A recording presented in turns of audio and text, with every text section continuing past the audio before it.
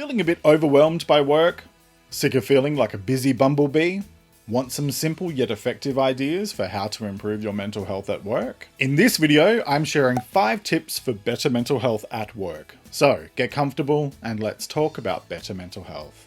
Hello and welcome. I'm Jeremy Godwin, and this week on Better Mental Health, I'm sharing 5 simple ways to help you have better mental health at work. And while these might be simple, they do require daily work, but it's definitely worth it because they have a big impact. And stick around until the end because I have a bonus tip which will make an enormous difference to how you view your work and your overall well-being. So catch that at the end. So tip number 1, daily planning and prioritization. It's easy to feel overwhelmed when you have 1,001 things to do, but there are only so many hours in the day. And unless you are a super person, you cannot possibly do everything. I like to use a nice and simple method, which is simply to grab a small piece of paper or a post-it note and write down the 3 main things that I need to achieve that day. 3 things, no more, so that you're not completely overwhelmed. And then I do them and I tick them off one by one. And the bonus is that once I'm done, I get to scrunch that piece of paper up and throw it away, which, I don't know about you, but it's fairly satisfying.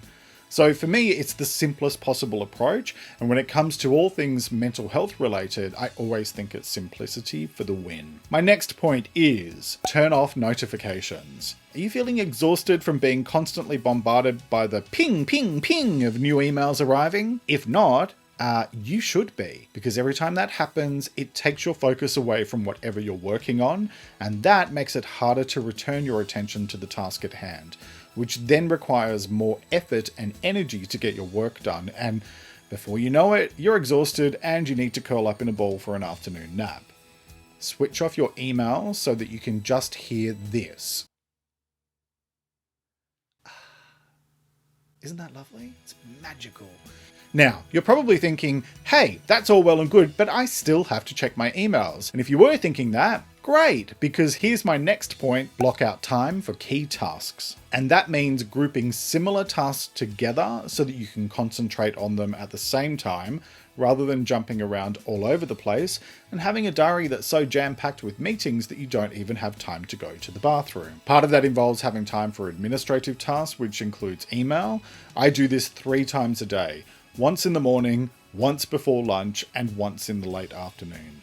And 99% of the time, that's it for me when it comes to checking emails. Because getting your work done is more important than reading through 87 replies to the office potluck invitation or whatever the latest emails are. You are not being measured on your email performance, so focus your energy on what really matters in your job and treat email like a tool, because that's all it is.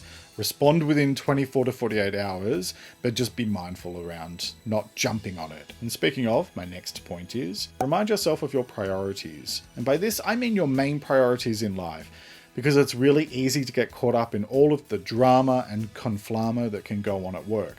But when push comes to shove, it's just a job. It's not your entire identity. It is a means to an end, and we need to focus on working to live instead of the other way around. Focus on what really matters most in your life. For the majority of us, that's the people that we care about and our interests outside of work. Make a daily effort not to be that person who is defined by what they do, but instead choose to be defined by who you are.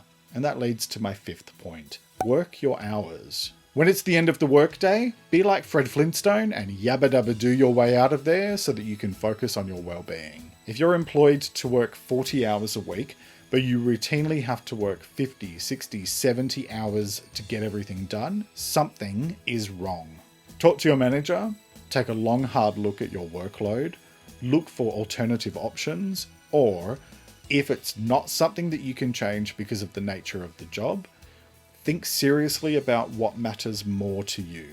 Is it the work, or is it your mental health and well-being and your quality of life? Because if you're not making enough time to rest and recharge your batteries, you will eventually burn out. And that leads me to my bonus point. Leave your work at work. You know how sometimes it can be really tempting to take a sneaky look at your emails after dinner, or when you might take home a big pile of reports so that you can sit on the couch and read through them? Don't. Work is work and home is home.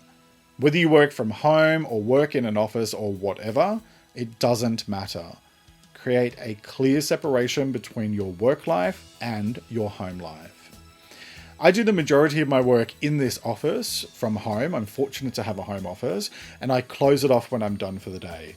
And if you're working from home but you don't have a separate room that you can just close off, then at least carve out a corner of your space that is dedicated to work and pack it up or shut it down at the end of every single work day. Even just turning off your laptop and putting it into a drawer or in a basket sends a signal to your brain that your work is done for the day. Like I said before, you need your personal time to recharge, and nobody can run on empty. So make your mental health and well-being an absolute priority above all things. So that's it for this episode. Let me know what you thought in the comments below, and if you made it all the way to the end, leave me a waving emoji and say hi. If you'd like even more tips on better mental health at work, check out this video and also listen to episode 87 of the Let's Talk About Mental Health podcast, which is linked in the description below. Want more? Listen to the Let's Talk About Mental Health podcast on your favorite podcast service every Sunday, or use the link in the description below. And watch this video next for more practical advice on better mental health. And while you're at it, click here to subscribe to my channel for even more weekly advice to help you improve and maintain your mental health and well-being. So thanks so much for joining me today. Take care and talk to you next time.